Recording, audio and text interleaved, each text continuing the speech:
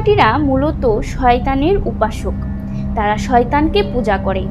ইলুমিনাটির চিহ্ন ত্রিকোণের মাঝে একটি চোখ, যা মুসলিমরা মানে দাজ্জালের চোখ হিসেবে।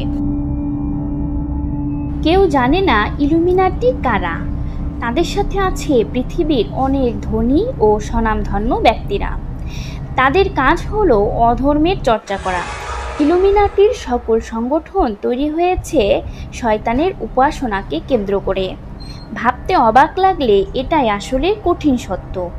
কিছু লোক তাদের প্রভু হিসেবে শয়তানকে বেছে নিয়েছে।